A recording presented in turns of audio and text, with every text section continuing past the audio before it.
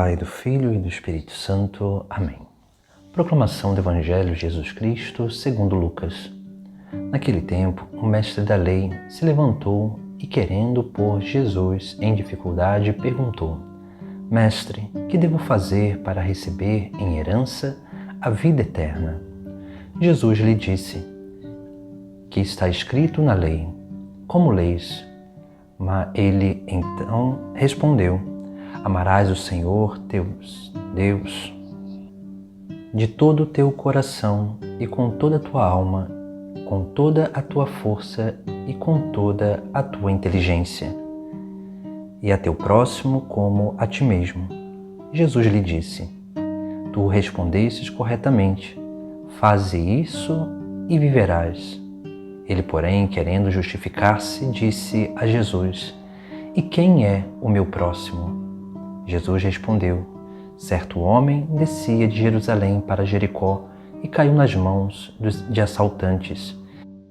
Estes arrancaram-lhe tudo, espancaram-no e foram embora, deixando-o quase morto.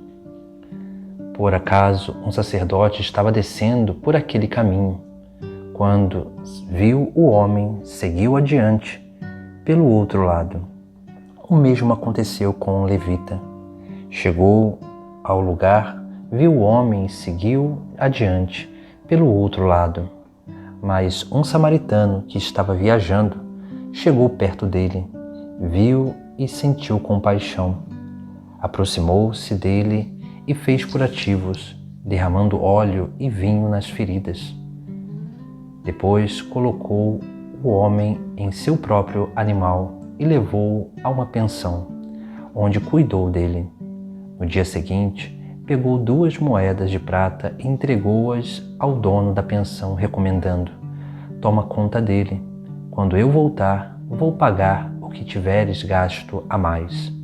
E Jesus perguntou: Na sua opinião, qual dos 3 foi o próximo do homem que caiu nas mãos dos assaltantes? Ele respondeu: Aquele que usou de misericórdia para com ele. Então Jesus lhe disse: Vai e faze a mesma coisa. Palavra da salvação. No Evangelho de hoje, percebemos como que Jesus Cristo nos traz 2 ensinamentos que estão bem unidos um com o outro.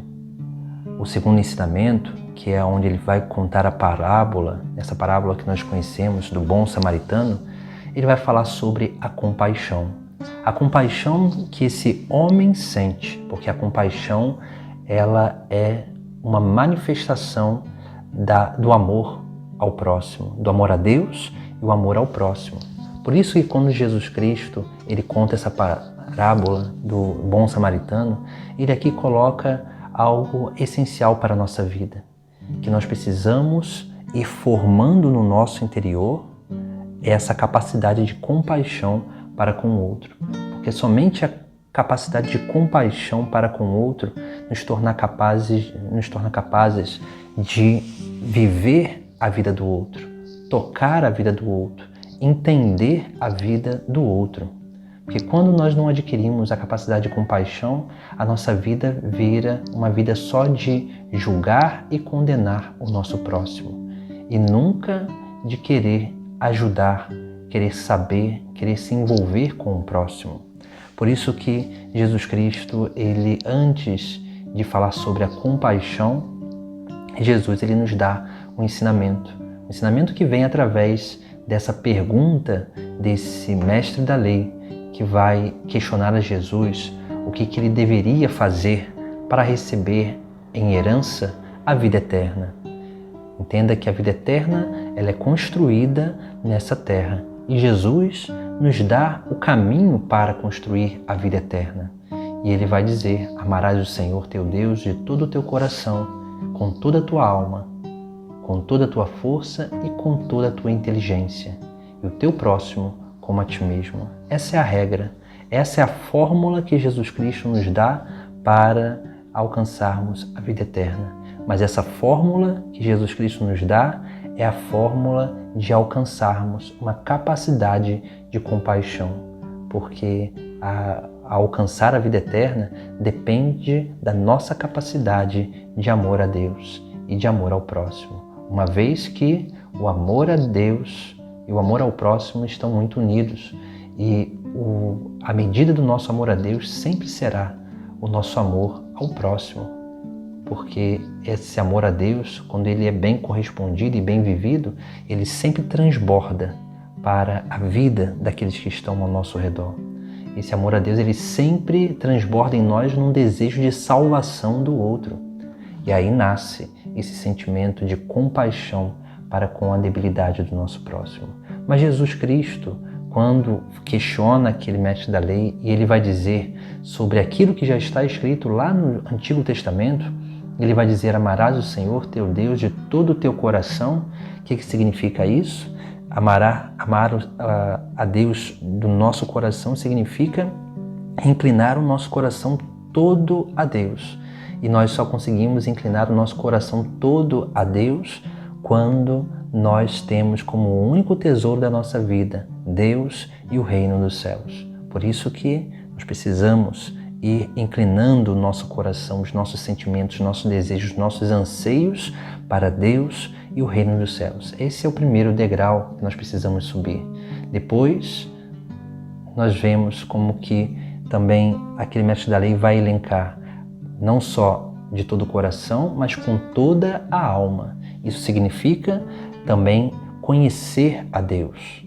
Porque conhecer, alimentar a alma significa o que? Alimentar a memória, alimentar a nossa razão, do conhecimento da doutrina, do conhecimento da palavra. Porque só assim que nós vamos sendo capazes também de discernir o verdadeiro caminho. Depois, com toda a tua força. Toda a tua força significa de toda a nossa vontade. Uma das faculdades da alma, que nós precisamos ir cada vez mais inclinando para fazer a vontade de Deus. E esse esforço nós precisamos, porque dentro de nós há a concupiscência que vai sempre tentar nos arrastar para o nosso bem próprio, que vai ser um mal social. Por isso que nós precisamos também adquirir virtudes, bons comportamentos, padrões de comportamentos bons hábitos. E isso vai fortalecendo a nossa vontade na prática do bem para com aqueles que estão à nossa volta. E depois de toda a nossa inteligência. Porque uma vez que nós formamos o nosso coração, a nossa memória, a nossa razão e a nossa vontade, nós começamos a ter uma capacidade de docilidade muito maior para que o Espírito Santo, pelo dom de entendimento, de inteligência, possa nos ajudar a discernir todas as coisas, para que assim nós possamos verdadeiramente amar a Deus de todo o nosso coração, de toda a nossa alma, e possamos também amar o nosso próximo como a nós mesmos, adquirindo essa capacidade de compaixão, essa capacidade de amar o nosso próximo, independente da sua fraqueza, da sua debilidade, independente de quem seja, mas que possamos realmente, a partir da nossa experiência com Deus, sermos capazes de amar aqueles que estão à nossa volta, aqueles que Deus nos concede dia após dia encontrá-los. Por isso que Jesus, quando conta essa parábola, ele vai colocar a figura de 3 homens. Os 2 primeiros eram muito religiosos, porque eram um sacerdote e um levita, pessoas que eram responsáveis pelo culto a Deus no templo. E depois ele fala sobre o samaritano, aquele que era considerado pagão pelos judeus. E nós vemos que quem realmente alcançou a capacidade de compaixão não foram os religiosos, mas foi aquele que era considerado pagão. E nós precisamos ter esse grande cuidado, porque nós podemos, muitas vezes, por uma grande tentação, transformar a nossa religião num grande tribunal do júri, onde nós só condenamos. E, na verdade, a nossa religião não veio para condenar, mas veio para salvar. É claro que essa salvação ela vem através da misericórdia. Essa salvação ela depende também do desejo, do querer daquele que realmente precisa dessa misericórdia. Por isso que nós precisamos ter sempre essa capacidade de compaixão, buscar participar da vida do outro, entender a vida do outro e ser capazes de realmente não condenar, mas buscar avaliar o porquê que o outro age daquela forma. Aí sim nós conseguiremos fazer um bem para aquele nosso próximo e iluminar a consciência dele, para que assim possamos manifestar o amor a Deus, no amor ao próximo, na salvação dos nossos irmãos. Em nome do Pai, do Filho e do Espírito Santo. Amém.